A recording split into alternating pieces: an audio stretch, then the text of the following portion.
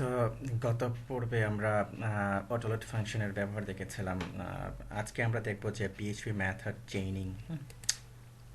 তো actually PHP method চেইনিংটা কি? তো পিএইচপি মেথড চেইনিংটা হলো আপনি একটা ইনস্ট্রাকশনের মাধ্যমে আপনি অবজেক্ট তৈরি করার পর আপনি ওই অবজেক্টের মাল্টিপল মেথডে আপনি অ্যাক্সেস করতে পারবেন এবং কাজ করতে পারবেন। বিষয়টা হলো এরকম, যেমন ধরুন আমি এখানে আপনাদেরকে দেখাচ্ছে, যেমন আমি এখানে লিখলাম যে সাপোজ উবি, যে আমি একটা অবজেক্ট তৈরি করলাম। তো অবজেক্টের মাধ্যমে সাপোজ আমি এরকম চেইন করে, অর্থাৎ আমি এখানে লিখলাম যে মেথড, আমি লিখলাম যে ওয়ান, তারপরে আবার এরকম তীর চিহ্ন দিয়ে চেইন করে মেথড টু। আমরা কি করতে পারবো যে এরকম ভাবে মেথডে কি অ্যাক্সেস করতে পারবো। তো এটাই অ্যাকচুয়ালি মেথড চেইনিং। তো এটা কিভাবে কাজ করে এবং এটা নিয়ে কিভাবে কাজ করতে হয়, আজকে আমরা এই বিষয়গুলো দেখবো। তো যেমন ধরুন আমরা কি করেছিলাম, আমরা এরকম বেশ কয়েকটা ফাইল নিয়ে কাজ করেছিলাম, তাই না? এর আগের পর্বে সাপোজ আমরা একটা রাখছি। যেমন ধরুন পিএইচপি আমি রাখলাম, তো পিএইচপির মধ্যে আহ, আমি এটা উঠিয়ে দিলাম। তো পিএইচপির মধ্যে ধরুন আমি দুটা মেথড আমি ডিক্লেয়ার করলাম। আমি লিখলাম যে public function framework framework just আমি কি করলাম, একটা মেথড আমি লিখলাম। তারপরে এই মেথডের মধ্যে আমি ইকো করলাম, যেমন ধরুন আমি এখানে লিখলাম যে cake PHP is a framework. Okay, just আমি এরকম লিখলাম যে cake PHP is a framework. তারপর ধরুন আমি আরেকটা মেথড তৈরি করে, পাবলিক ফাংশন, আমি লিখলাম যে সিএমএস। জাস্ট কি করলাম, আরেকটা মেথড আমি তৈরি করলাম কি পিএইচপি ক্লাসের মধ্যে। তো এখানে আবার আমি যথারীতি ইকো করলাম, যেমন ধরুন আমি লিখলাম যে WordPress is a CMS. Okay, just আমি এরকম লিখলাম। দুটা মেথড তৈরি করলাম এবং দুটা মেথডে কি আমি ইকো করলাম। তো এখন সেভ দিলাম। তো এখন ধরুন আমি যদি এর একটা অবজেক্ট তৈরি করি, যেহেতু আমি একটা নিয়ে কাজ করছি, তাই না, পিএইচপি নিয়ে কাজ করছি, তো এগুলো অ্যাকচুয়ালি অটোলোডের মাধ্যমে অ্যাকচুয়ালি যে এখান থেকে লোড হবে এই মেথডটার মাধ্যমে এসপিএল অটোলোড রেজিস্টার। তো এটা আমি এইভাবেই রাখছি, কোনো সমস্যা নাই, কারণ যখন যে ক্লাস নিয়ে কাজ করবেন সে ওইটা কি লোড করবে। এখানে কোনো এরর জেনারেট করবে না। তো আমরা এখন কি করি, আমরা সাধারণভাবে যে কাজটি করি, যেমন ধরুন আমরা যদি এখানে অ্যাক্সেস করতে চাই, তো এখানে একটা কাজ করি, এখানে আমরা একটা ব্রেক দিয়ে নিই। হ্যাঁ, তো এখন ধরুন আমি এই যে ফ্রেমওয়ার্কের মধ্যে অ্যাক্সেস করব, তার জন্য কি করি, আমরা কি করি, এই যে পিএইচপি, তাই না? তো পিএইচপি অবজেক্টের মাধ্যমে কি আমি কি ফ্রেমওয়ার্কের মধ্যে কি অ্যাক্সেস করলাম। তো এখন ধরুন আমি যদি এটাকে রিফ্রেশ করি, cake PHP is a framework, কি এটা কি চলে আসবে। Cake PHP is a framework, এটা আমি কি করেছি, এখানে ইকো করেছি, তাই না? তো এখন ধরুন আমি কি একটা কি করেছি, মেথডে আমি অ্যাক্সেস করেছি। সাপোজ ধরুন আমি আরেকটা মেথডে অ্যাক্সেস করতে চাচ্ছি, যেমন ধরুন এখানে সিএমএস আছে, আমি সিএমএস মেথডের মধ্যে অ্যাক্সেস করতে চাচ্ছি। আমি লিখলাম যে এরকম পিএইচপি সিএমএস, ওই মেথডটা আমি লিখলাম। তারপরে সেভ দিলাম। সেভ দেওয়ার পর আমি কি করলাম, এটাকে রিফ্রেশ করলাম। তো দেখুন এখানে চলে আসছে কি WordPress is a CMS.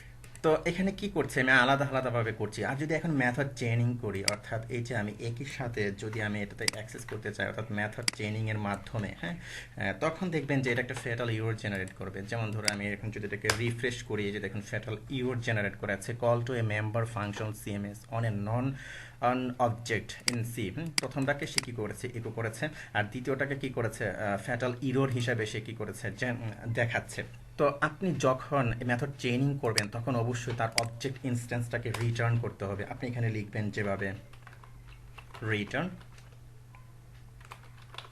This. ওকে, আপনাকে অবশ্যই কি করতে হবে, এটার অবজেক্ট ইনস্ট্যান্সটাকে আপনাকে রিটার্ন করে নিতে হবে। আমি এখন সেভ দিলাম। তো সেভ দেওয়ার পর আমি এখন এটাকে রিফ্রেশ করলাম। তো এখন দেখুন যে ঠিকঠাকভাবে কাজ করছে। অর্থাৎ যখন এটাকে সে কল করছে তার অবজেক্ট ইনস্ট্যান্সটা সে পাচ্ছে, আবার এটাকে যখন কল করছে তারও অবজেক্ট ইনস্ট্যান্সটাকে সে পাচ্ছে। তো আশা করি বুঝতে পেরেছেন যে কিভাবে মেথড চেইনিং করতে হয়। তো এর আরও বাস্তব উদাহরণ যদি আমি আপনাদেরকে দেখাই, যেমন ধরুন আমি এখানে একটা ক্লাস ফাইল নিলাম, যেমন আমি এটাকে সেভ দিলাম যে ক্যালকুলেশন ডট পিএইচপি, এই নামে আমি এটাকে কি করলাম, সেভ দিলাম। তারপরে ধরুন আমি একটা এখানে ক্লাস তৈরি করে নিই।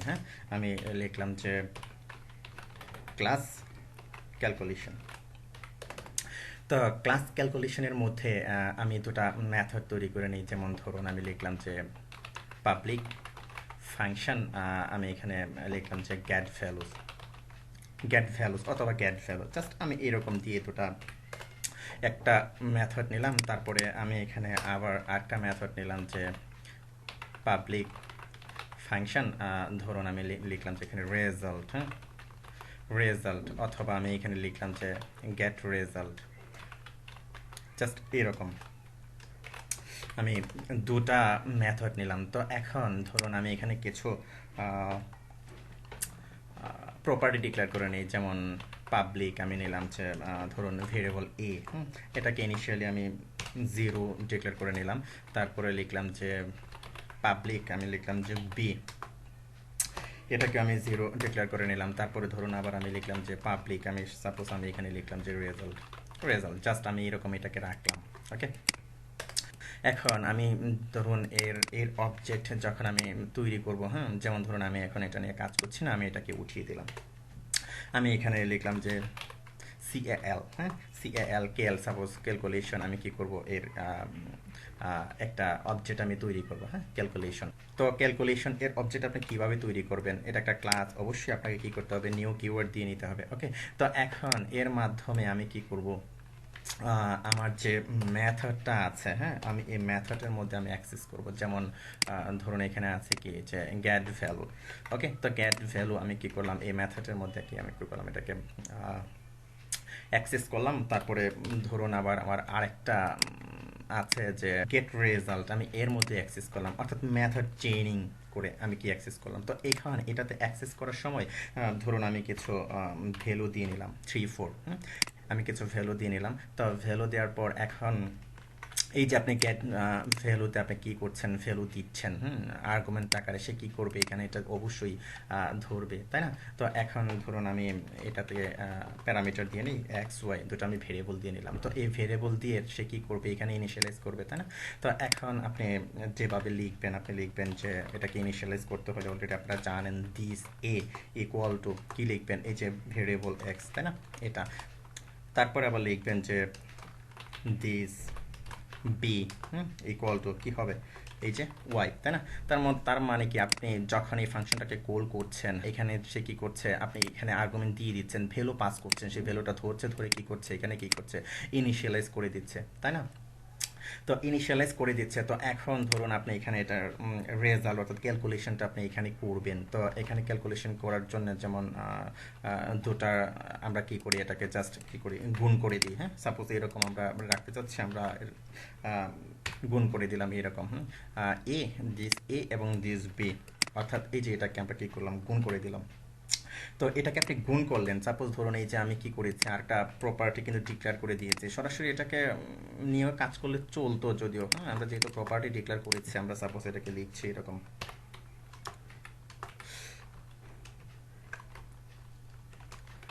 This result. ওকে, তো দিস রেজাল্টের মধ্যে রাখলাম। তো এখন আপনি কি করছেন, আপনি মেথড চেইনিং করছেন, তো অবশ্যই আপনাকে কি করতে হবে, এটাকে রিটার্ন করতে হবে, তাই না, রিটার্ন দিস। ওকে, ঠিক তেমনইভাবে আবার এখানে এই যে রিটার্ন রেজাল্ট আছে, আপনার কি করতে হবে, এখানে কি রেজাল্টটাকে আপনি কি করবেন, এখানে রিটার্ন করবেন, রিটার্ন কি this result. Okay, fine.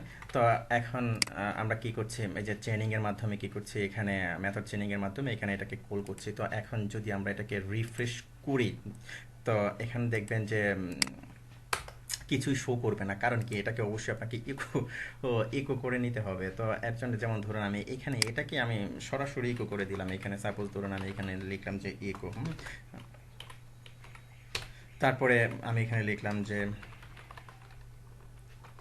Result is, just আমি এরকম দিয়ে নিলাম।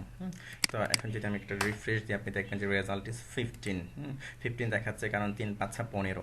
ঘটনাটা কি ঘটলো, যখন আপনি কি করছেন, আপনার এই যে ক্যালকুলেশনের ক্লাসকে আপনি কি করছেন এখানে অবজেক্ট তৈরি করছেন, ক্যালকুলেশন ক্লাসের অবজেক্ট তৈরি করার পর যখন এর এই মেথডের মধ্যে আপনি ঢুকছেন তখন আপনি কি করছেন, এখানে ভ্যালু পাস করছেন, তাই না? তো ভ্যালু পাস করে ভ্যালুটাকে এখানে ইনিশিয়ালাইজ করছেন। ঘটনাটা কি ঘটলো, যেহেতু আপনি চেইনিং করছেন অবশ্যই আপনি কি করবেন, এটাকে এর অবজেক্ট ইনস্ট্যান্সটা আপনাকে রিটার্ন করতে হবে। তো এটা কি করবে, অবজেক্ট ইনস্ট্যান্সটা রিটার্ন করবে। আর গেট রেজাল্ট কি করবে, সে আগের অবজেক্ট ইনস্ট্যান্সটা নিয়ে এসে কি করলো, সে কি রেজাল্টটা দিল।